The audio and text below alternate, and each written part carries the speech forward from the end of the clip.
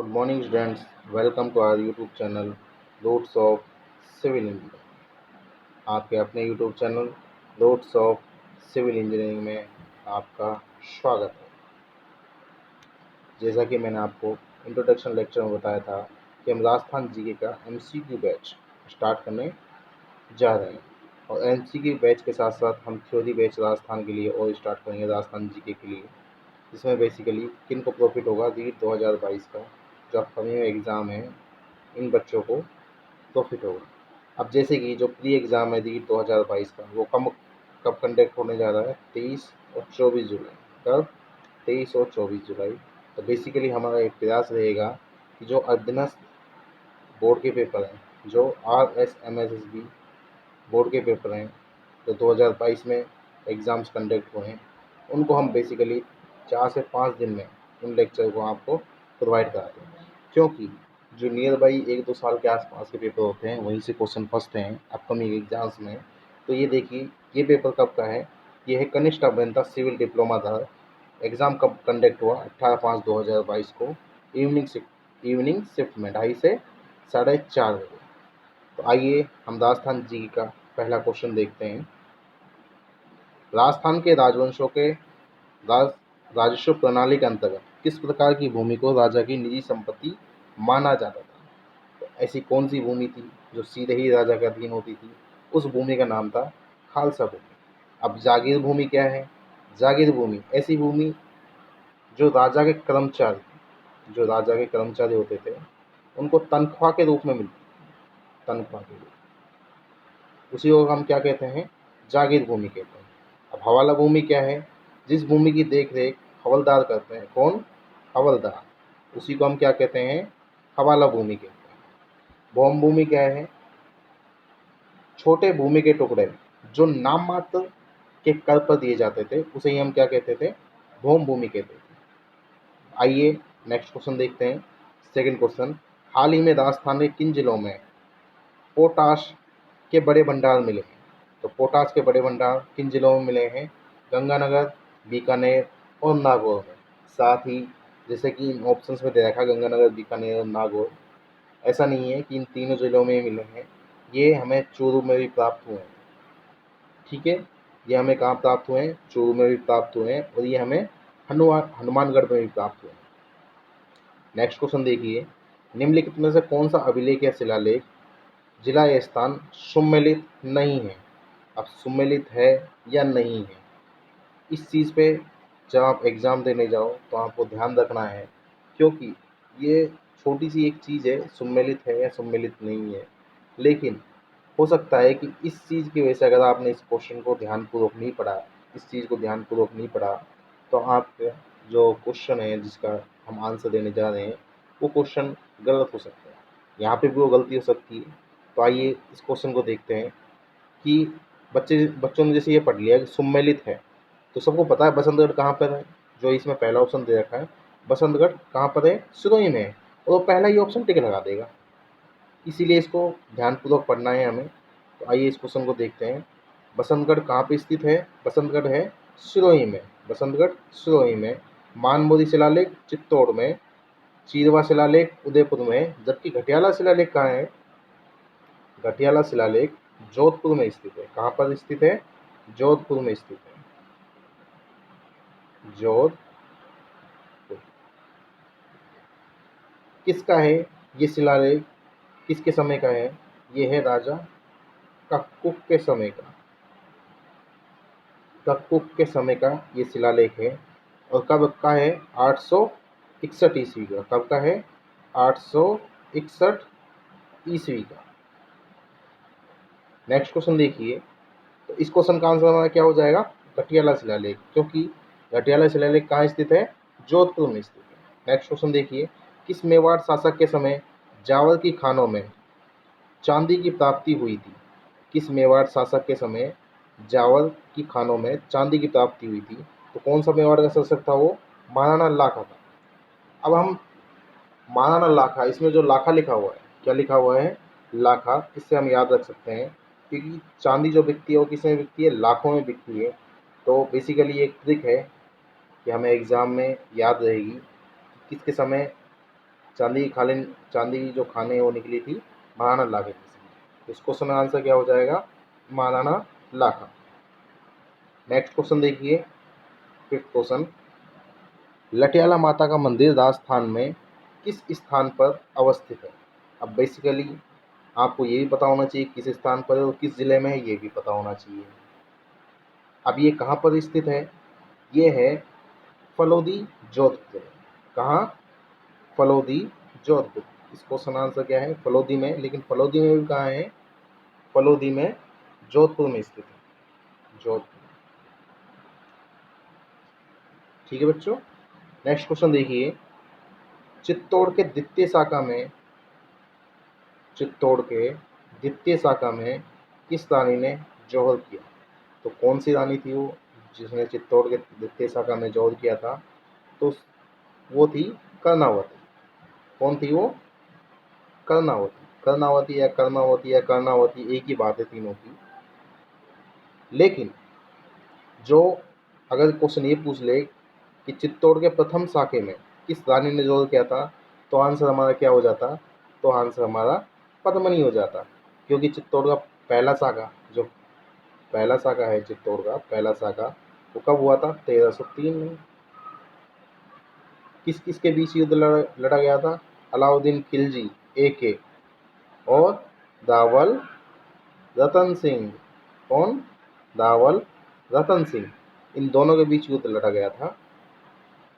तो केसरिया किसने किया था? दावल रतन सिंह ने। और जौहर किसने किया था? रानी पद्मिनी ने। अब देखिए ये द्वितीय शाखा कब हुआ था? द्वितीय शाखा कब हुआ था? ये हुआ था 1534 ईस्वी। कब? 1534 ईस्वी। किस राजा के समय हुआ था? राजा था राणा राणा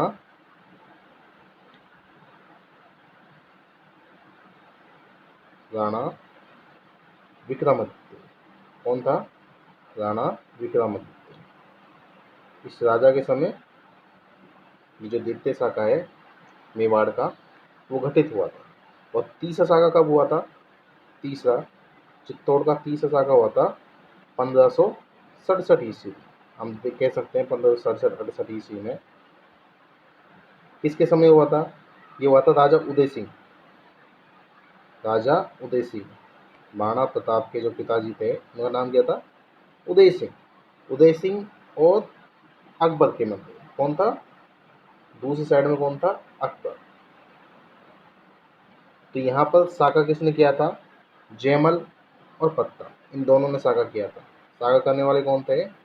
जयमल व पत्ता, इन दोनों ने शाखा किया था। मैंने आपको पहला शाखा चित्तौड़ का पहला शाखा, चित्तौड़ का सेकंड दूसरा शाखा और चित्तौड़ का तीसरा शाखा, इन तीनों के बारे में मैंने आपको डिटेलिंग से बात करी है।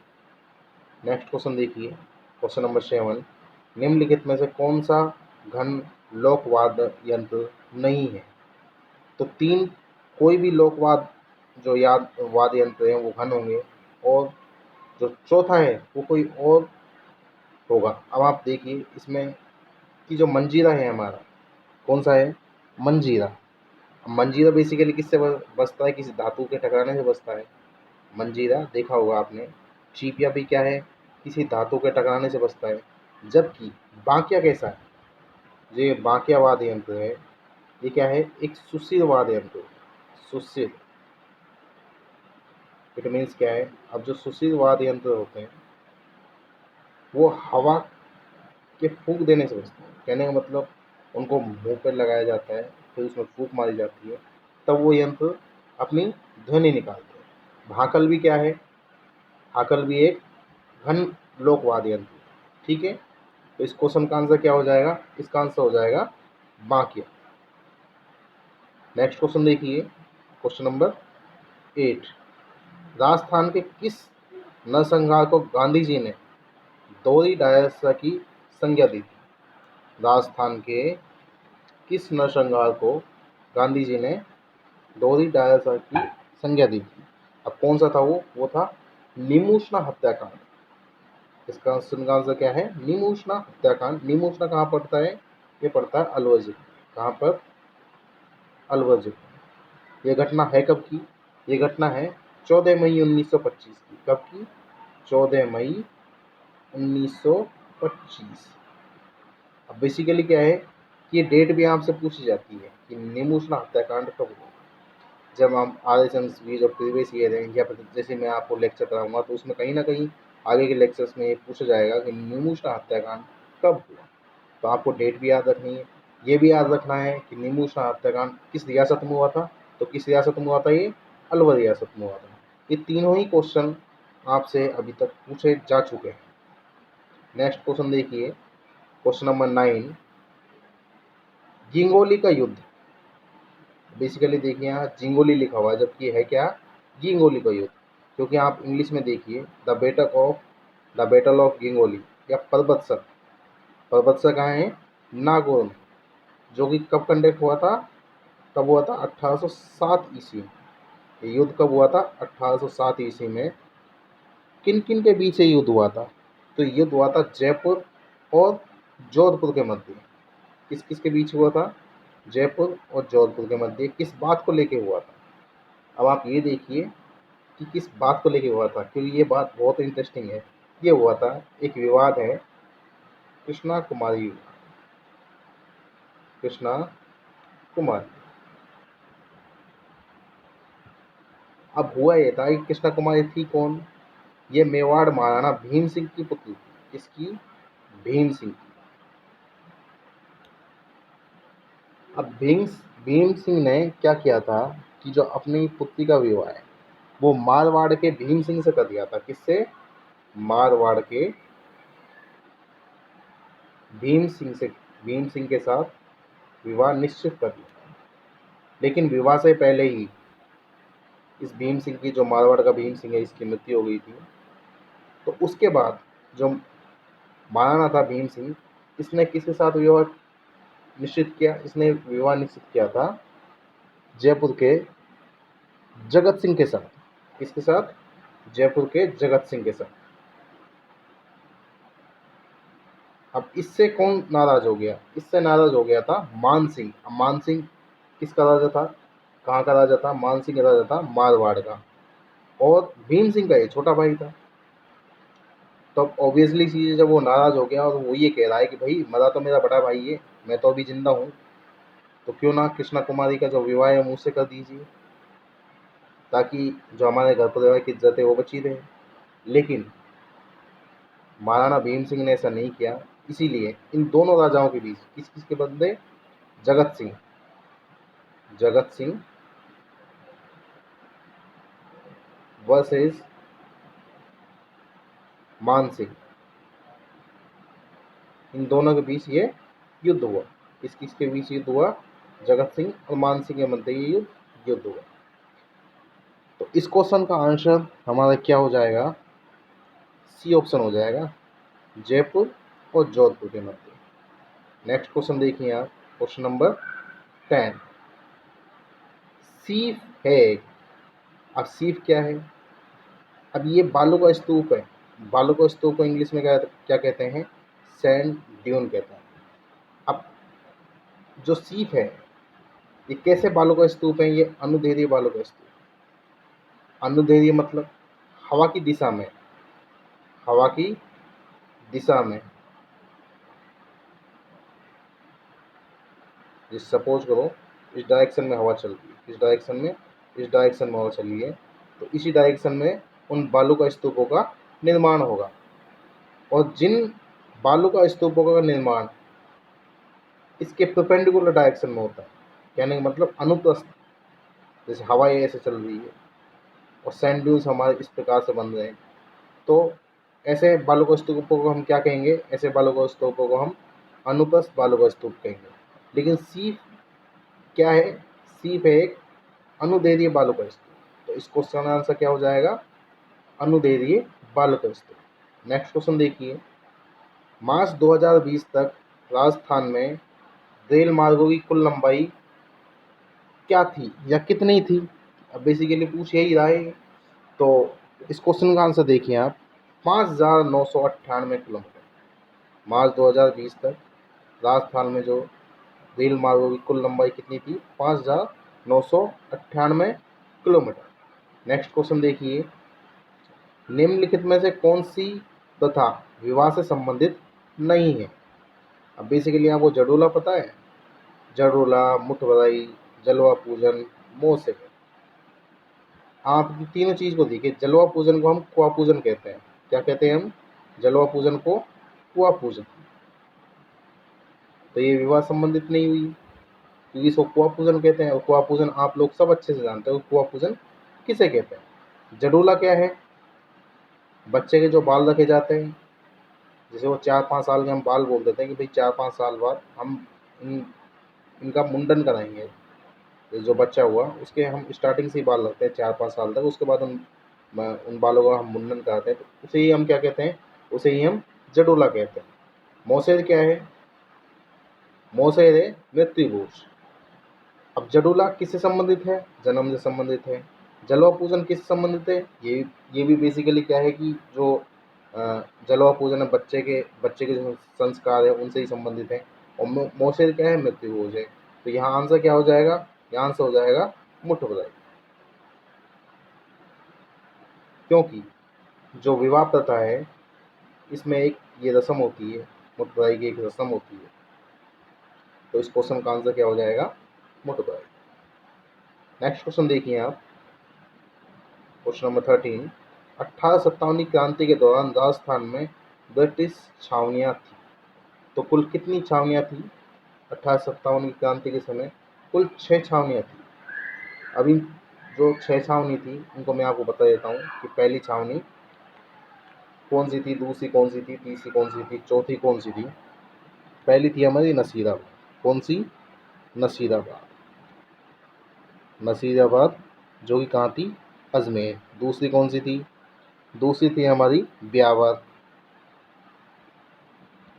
ब्यावर भी कहाँ थी? अजमेर। तीसरी कौन सी थी? नीमच। नीमच नीमच छावनी कहाँ थी? एमपी में। 3 हो गई। चौथी देखिए, चौथी छावनी कौन सी थी? चौथी थी देवली। देवली टोंक। पांचवी छावनी कौन सी थी? पांचवी थी खेरवाड़ा। छठी छावनी कौन सी थी? एदनपुरा। एदनपुरा। ये 6 छावनियाँ थी। एदनपुरा कहाँ थी? पाली। कहाँ पर? पाली। ठीक है। तो मैंने आपको डिस्क्रिप्शन से बता दिया है कि कितनी छावनियाँ थी और वो कौन कौन सी थी। तो इस क्वेश्चन का आंसर क्या हो जाएगा? इस क्वेश्चन का आंसर हो जाएगा हमारा 6 छावनियाँ। नेक्स्ट क्वेश्चन देखिए, क्वेश्चन नंबर 14। राजस्थान की अंतर्राष्ट्रीय सीमा पर स्थित जिलों का उत्तर से दक्षिण का सही क्रम क्या है? अब इस क्वेश्चन का आंसर क्या हो जाएगा हमारा? पहले गंगानगर आएगा, उसके बाद बीकानेर, फिर जैसलमेर और फिर बाड़मेर। अब ये तो हो गया इस क्वेश्चन का आंसर। जो इससे रिलेटेड जो डेटा है वो मैं आपको बता देता हूँ। तो पहला यहाँ कौन सा आ गया? पहला आ गया श्री गंगानगर। दूसरा बीकानेर। तीसरा कौन सा आ गया? तीसरा आ गया जैसलमेर। और चौथा कौन सा आ गया? बाड़मेर। अब श्री गंगानगर को देखिए आप। श्री गंगानगर की जो हमारी अंतर्राष्ट्रीय सीमा लगती है वो कितने किलोमीटर लगती है? वो लगती है 210 किलोमीटर। कितनी? 210 किलोमीटर। बीकानेर से 168 किलोमीटर। जैसलमेर से 464 किलोमीटर। 464। और बाड़मेर से 228। बाड़मेर से कितनी लगती है? 228 किलोमीटर। इन चारों चीज़ों को आप नोट कर लीजिए कि कई बार पूछ भी लेता है कि सबसे बड़ी सीमा किससे लगती है। अब आप यहाँ देख सकते हैं सबसे बड़ी सीमा किससे लगती है? जैसलमेर से। जबकि सबसे छोटी सीमा किससे लगती है? बीकानेर से। टोटल अंतर्राष्ट्रीय सीमा कितनी लगती है हमारी? वो लगती है 1070 किलोमीटर। जिसे अंतर्राष्ट्रीय सीमा को हम क्या कहते हैं? Red Cliff. रेड क्लिफ भी कहते हैं। कितनी लगती है? 1070 किलोमीटर। और राजस्थान की कुल स्थलीय सीमा कितनी लगती है? वो लगती है 5920। 5920, जिसमें से 1070 तो कितनी हो, 1070 तो होगी अंतर्राष्ट्रीय और 4850 होगी अंतर्राज्यीय। 1070 कैसे लगती है, अंतर्राष्ट्रीय सीमा लगती है, और 4850 कैसे लगती है, अंतर्राज्यीय सीमा लगती है। तो इस क्वेश्चन का आंसर क्या हो जाएगा, गंगानगर, बीकानेर, जैसलमेर और Barmer, option number C. Next question देखिए, निम्नलिखित सिंचाई परियोजना में से कौन सा सम्मिलित नहीं है। क्या पूछ रहा है, निम्नलिखित सिंचाई परियोजना में कौन सा जिला है जो सम्मिलित नहीं है। पहला ऑप्शन देखिए, सोम, कमला, अंबा। सोम, कमला, अंबा जो कहाँ स्थित है, डूंगरपुर में। सोम कागदर, राजसमंद, नौर सिद्धमुख, हनुमानगढ़ और चूरू, सावन भादो, कोटा। अब यहाँ पे जो सोम कागदर, ये इसका आंसर हो जाएगा, क्योंकि ये तीनों है, जैसे सोम, कमला, अंबा है, ये डूंगरपुर में स्थित है।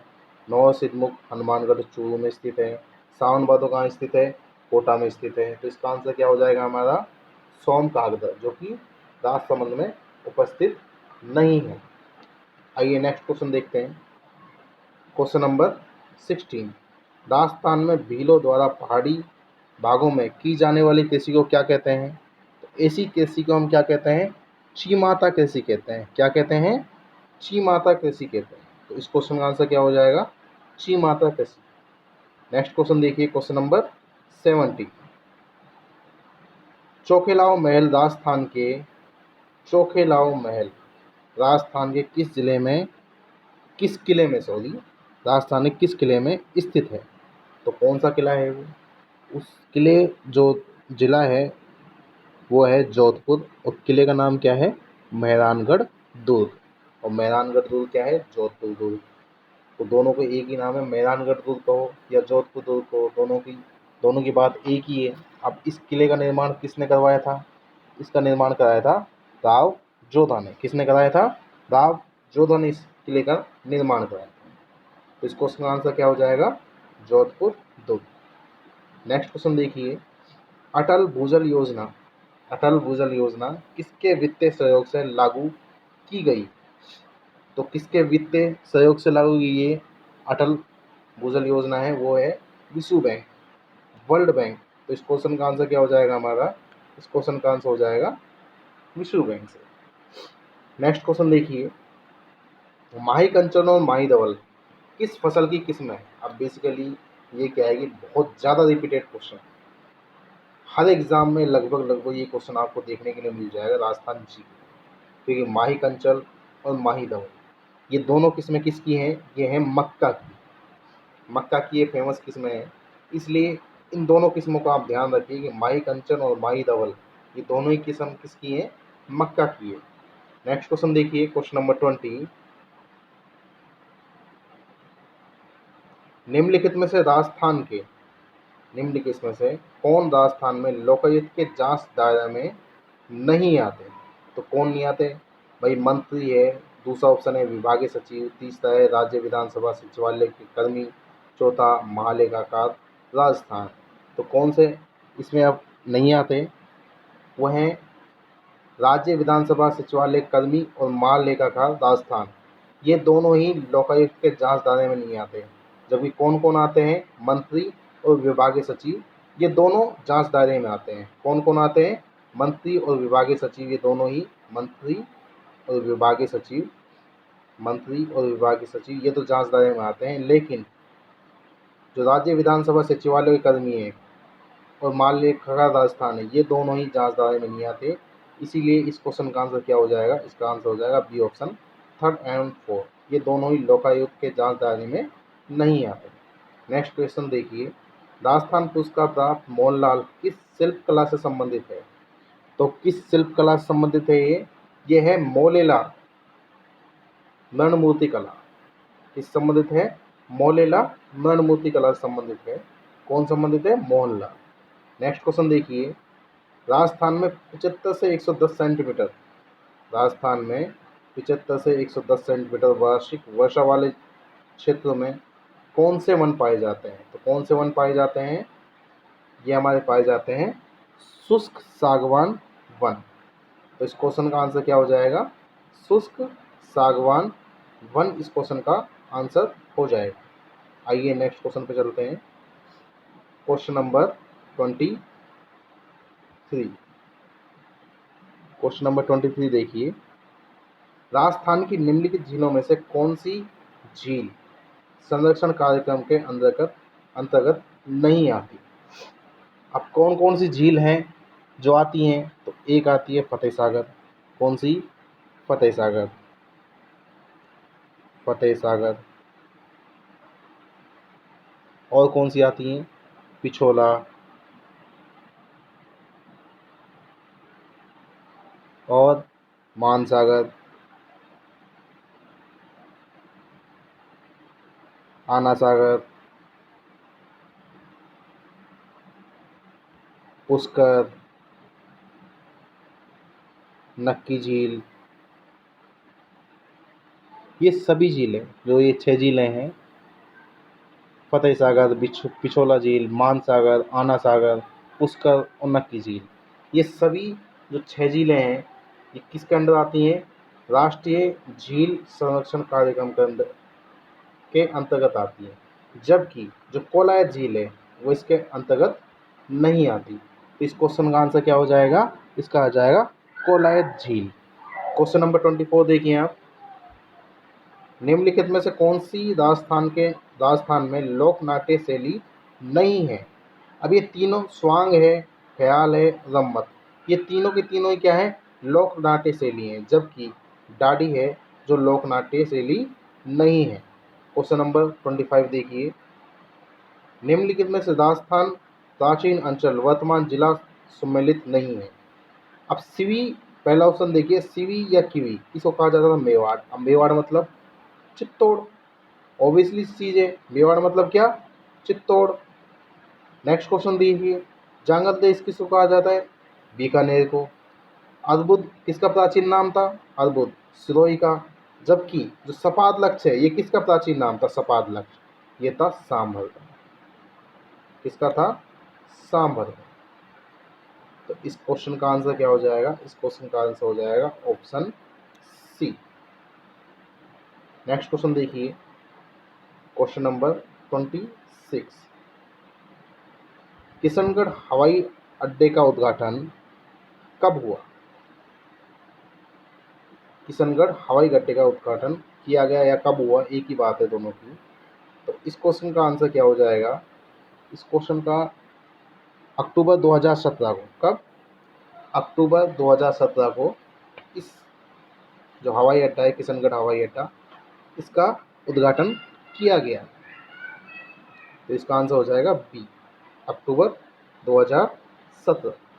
नेक्स्ट देखिए, क्वेश्चन नंबर 27,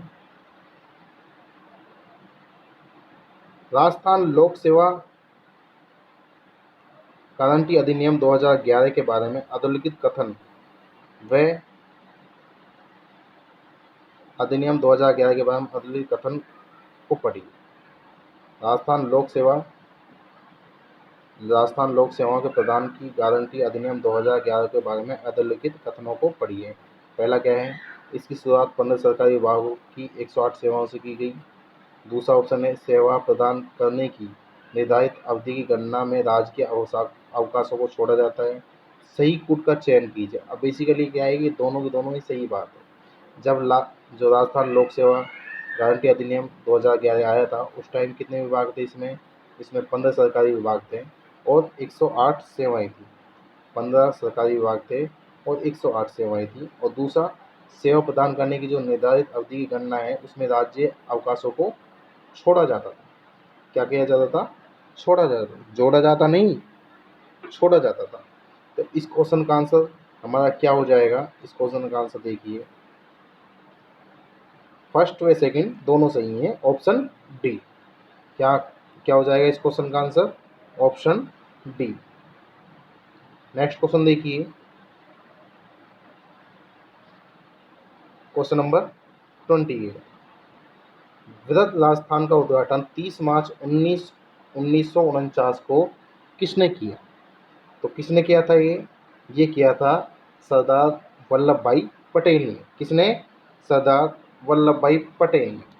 अब मैं कुछ डिटेल जो हमारी इससे रिलेटेड है उनको मैं आपको बता देता हूँ।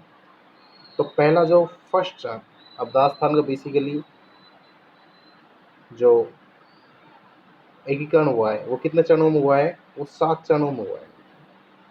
पहला चरण, दूसरा, तीसरा, चौथा, पांचवा, ऐसे ही 7 चरणों में इसका एकीकरण हुआ है। किसका? राजस्थान का। और अंतिम रूप से लास्ट एकीकरण कब हुआ था? 7वां एकीकरण हुआ था 1 नवंबर 2056 को, सॉरी 1 नवंबर 1956 को ये एकीकरण हुआ था। जो पहला चरण था वो कब हुआ? 18 मार्च 1948 को, जिसका नाम क्या रखा गया था? मत्स्य संघ। मत्स्य संघ। इसका उद्घाटन कब हुआ? इसका उद्घाटन हुआ था 18 मार्च 1948 को। कब? 18 मार्च 1948 को। और इसका उद्घाटन किसने किया था? इसका उद्घाटन किया था एनवी गॉडगिल। एनवी गॉडगिल ने इसका उद्घाटन किया था। जो दूसरा चरण है इसका नाम राजस्थान संघ रखा गया था। दूसरे चरण का नाम क्या था? राजस्थान संघ।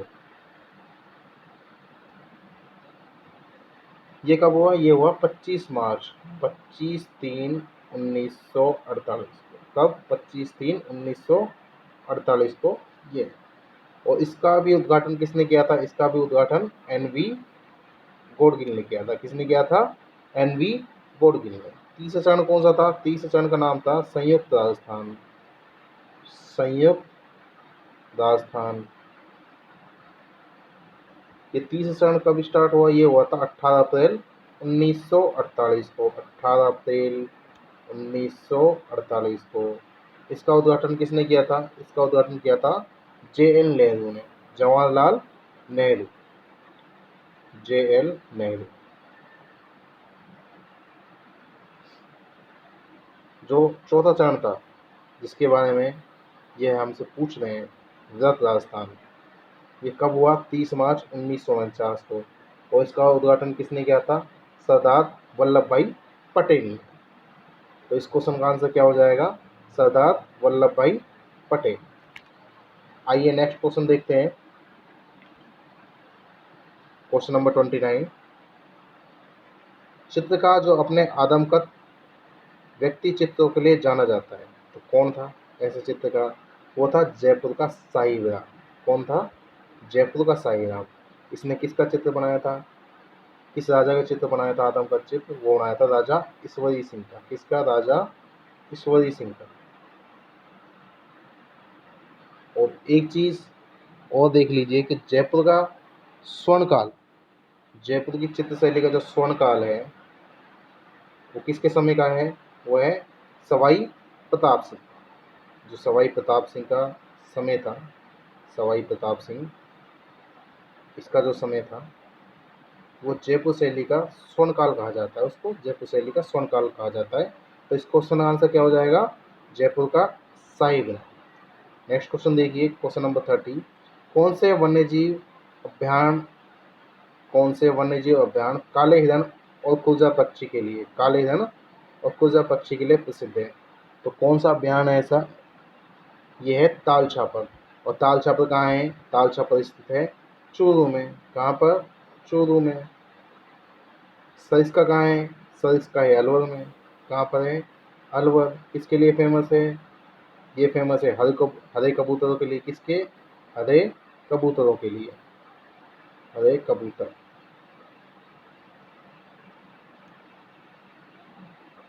हरे कबूतरों के लिए। ठीक है। अब सज्जनगढ़ कहाँ है? सज्जनगढ़ है उदयपुर में। सज्जनगढ़ कहाँ है? उदयपुर। और गजनेर कहाँ है? गजनेर है बीकानेर में। कहाँ पर है? बीकानेर में। अब गजनेर किसके लिए फेमस है? गजनेर है फेमस बड़ बड़ पक्षी के लिए या हम कह सकते हैं उसको रेत का तीतर, रेत का तीतर। ठीक है बच्चों, तो इस क्वेश्चन का आंसर क्या हो जाएगा? इस क्वेश्चन का आंसर हो जाएगा ताल छापर। आइए नेक्स्ट क्वेश्चन देखिए, क्वेश्चन नंबर 31। कौन से जिले गजनय लिफ्ट नहर से लाभान्वित लाभान्वित होते हैं? तो कौन कौन से जिले हैं वो गजनय लिफ्ट नहर से लाभान्वित होते हैं? तो ये जिले हैं बीकानेर और नागौर। कौन कौन से जिले हैं? बीकानेर और नागौर। अब देखिए, जो लिफ्ट नहरें हैं वो बहुत सारी हैं। पहली बात तो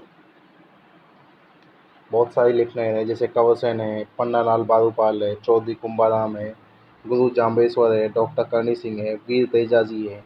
तो इससे रिलेटेड जितने भी है भाई, कौन कौन से जिले हैं जो किस किस नहर से संबंधित है, या फिर कौन किस लिफ्ट नहर से लाभान्वित होते हैं, ये मैं सब आपको किसे पढ़ाऊंगा? थ्योरी लेक्चर में पढ़ाऊंगा। नेक्स्ट क्वेश्चन देखिए, तो इस क्वेश्चन आंसर क्या हो जाता है? बीकानेर और नागौर। Question number 32। आखा तीज किस माह में आती है? अब इसने सिर्फ क्या पूछा है? माह पूछ लिया है। अगर आपको डेट वेट कुछ कोई पक्ष याद नहीं है तो भी काम चल जाए, तो इसने सिर्फ क्या पूछा है? माह पूछा है। तो बेसिकली ये क्या है? एक सिंपल क्वेश्चन है। जो हमारे त्यौहार है उनसे रिलेटेड सिंपल क्वेश्चन है कि आखा तीज कब आती है? वैशाख को आती है। कब आती है? वैशाख। अब इसकी पूरी डेट बता देता हूँ मैं आपको। वैशाख शुक्ल तृतीय। क्या? वैशाख शुक्ल तृतीय क्या आती है? आखा तीज आती है। ठीक है बच्चों, अब इसको आगे से याद रखना क्योंकि डेट पूछ लेता है, बहुत बार ये डेट पूछ लेता है। शुक्ल की जगह कृष्ण पक्ष देगा, ऐसे ऐसे ऑप्शन बना देगा, फिर सेकंड दे देगा, यहाँ पे द्वितीय दे देगा, या फिर चतुर्थ दे देगा, कुछ भी दे देगा। तो इसको आप देख लीजिए। आखा तीज को हम क्या कहते हैं? अक्षय तृतीया भी कहते हैं। क्या कहते हैं? अक्षय तृतीया। ठीक है, इसका आंसर क्या हो जाएगा हमारा? इसका आंसर हो जाएगा वैशाख। नेक्स्ट क्वेश्चन देखिए, बडली का शिलालेख जो कि अशोक काल से पूर्व का माना जाता है, कहाँ पर स्थित है? तो भाई कहाँ पर स्थित है? ये स्थित है अजमेर में। कहाँ पर? अजमेर में स्थित है। ये शिलालेख अजमेर में स्थित है। इस क्वेश्चन का आंसर क्या हो जाएगा? अजमेर। नेक्स्ट क्वेश्चन देखिए, दधिमती माता का मंदिर कहाँ पर स्थित है? तो दधिमती माता का मंदिर है वो गोठ मंगलोर नागौर में स्थित है। कहाँ पर स्थित है? गोठ मंगलोर नागौर में स्थित है। नेक्स्ट क्वेश्चन देखिए, क्वेश्चन नंबर 35। राजस्थान विधानसभा में प्रोटेम स्पीकर की नियुक्ति कौन करता है? तो भाई कौन करता है? ये करता है राज्यपाल। इस क्वेश्चन का हमारा क्या आंसर हो जाएगा? राज्यपाल हो जाएगा। नेक्स्ट क्वेश्चन देखिए, क्वेश्चन नंबर 36। किस मुगल सम्राट ने कोटा महाराव भीम सिंह को पुरस्कार स्वरूप शेरगढ़ का किला प्रदान किया? तो किसने किया था? कौन सा था ऐसा? वो था फर्रुख शेर। कौन था? फर्रुख शेर, सॉरी। कौन था? फर्रुख शेर था वो, जिसने कोटा महाराव भीम सिंह को पुरस्कार स्वरूप शेरगढ़ का किला प्रदान किया। इस क्वेश्चन का आंसर क्या हो जाएगा? फर्रुख शेर। नेक्स्ट क्वेश्चन देखिए, टोटी आभूषण शरीर के किस भाग में पहना जाता है? तो किस भाग में पहना जाता है टोटी? अब जो गर्ल्स हैं वो जानती होगी, टोटी आभूषण है वो कान में पहना जाता है। बॉयज़ को बेसिकली ये चीज़ें क्या है पता नहीं होती, लेकिन धीरे धीरे क्या है कि जैसे जैसे हम प्रैक्टिस करते रहते हैं, कंटिन्यूटी हमारी बनी रहती है आभूषणों की। आर्ट एंड कल्चर में जो टफ टॉपिक है वो यही है, आभूषण हो गए, अपने त्यौहार हो गए, यही टफ टॉपिक है और इन्हें बच्चे पकड़ जाते हैं कि एक दो तीन दो चार क्वेश्चन इनसे हर एग्जाम में जरूर पूछ जाता है। तो इन क्वेश्चन को आपको ध्यान रखना है कि टोटी आभूषण कहाँ पूछ जाता है, कहाँ पहना जाता है? ये पहना जाता है कान में। क्वेश्चन नंबर 38 देखिए आप, हरे वृक्षों की रक्षा के लिए किस संप्रदाय को जाना जाता है? किस संप्रदाय को जाना जाता है? विश्नोई संप्रदाय। अरे जिसके 20+9 नियम थे, विश्नोई संप्रदाय। तो इस क्वेश्चन में आंसर क्या हो जाएगा? विश्नोई संप्रदाय हो जाएगा। और विश्नोई संप्रदाय का संस्थापक कौन था? जाम्बोजी। कौन था? जाम्बोजी। इसी ने क्या बनाए थे? 20+9 के नियम बनाए थे, 20+9, इसलिए तो इनको विश्नोई कहा गया है, 20+9 नियम होने के कारण। क्वेश्चन नंबर 39 देखिए।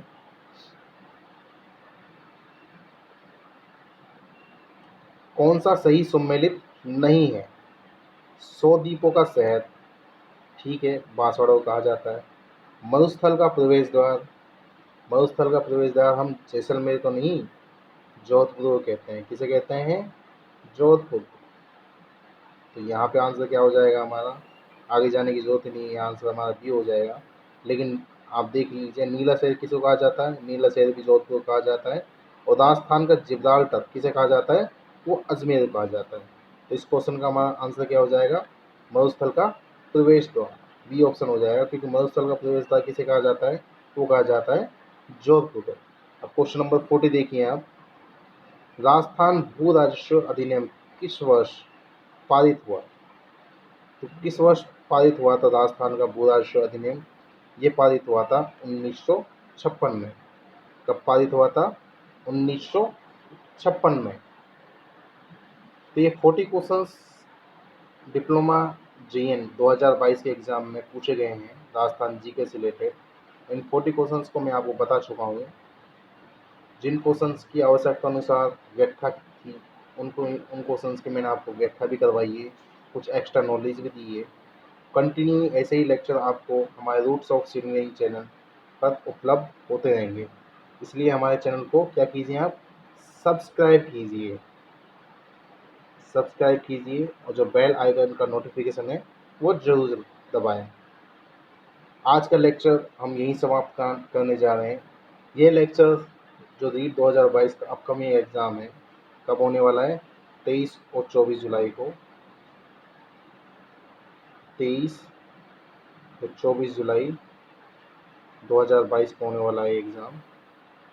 इसमें हम क्या करवा रहे हैं आपको? जैसे मैंने वीडियो के स्टार्टिंग में बताया था कि जो RSMSD के प्रीवियस ईयर के पेपर हैं जो 2022 में कंडक्ट हुए हैं, प्रयास करेंगे हम कि इन सारे पेपर्स को हम आपको करवाएं। कंटिन्यू हमारे चैनल पर जुड़े रहिए, आपको एक से एक नई जानकारी है इस चैनल के माध्यम से मिलती रहेंगी। और जो बच्चे सिविल इंजीनियरिंग से रिलेटेड हैं, किससे? सिविल, जो जेई सिविल इंजीनियरिंग से रिलेटेड हैं, सिविल इंजीनियरिंग के बच्चे जो जेई और एई की तैयारी कर रहे हैं, चाहे वो राजस्थान जेई हो, चाहे SSC जेई हो, SSC जेई, चाहे DDA जेई हो, DDA जेई, वो हमारे चैनल से जुड़ सकते हैं, क्योंकि हमने कंप्लीट डेटा, जो टेक्निकल कंप्लीट डेटा है सब्जेक्ट वाइज, वो वहाँ पे करवा रहे हैं। फिलहाल 2 सब्जेक्ट स्टार्ट है, एस्टीमेट एंड कॉस्टिंग और कंस्ट्रक्शन मैनेजमेंट। तो आज का लेक्चर हम यहीं समाप्त करते हैं। बाकी नया लेक्चर आपको कल प्रोवाइड करा देंगे। कल हम एक नया पेपर राजस्थान का लेके आएंगे, जिसमें भी लगभग 40 to 50 क्वेश्चन होंगे। अब अलग अलग पेपर्स में क्या है, अलग अलग क्वेश्चन होते हैं, ऐसे नहीं। अब जैसे राजस्थान जी इनका पैटर्न फिक्स है कि 80 क्वेश्चन टैग के आते हैं और 40 क्वेश्चन नॉन टैग के आते हैं, तो उसी हिसाब से आपको 40 क्वेश्चन देखने के लिए मिले। अब किसी किसी पेपर में 30 क्वेश्चन आएंगे तो आपको 30 क्वेश्चन प्रोवाइड करा दिए जाएंगे। तो जितने भी क्वेश्चन होंगे वो हम आपको प्रोवाइड करवा देंगे राजस्थान जीके से रिलेटेड। तो आज के लिए इतना ही। Thank you.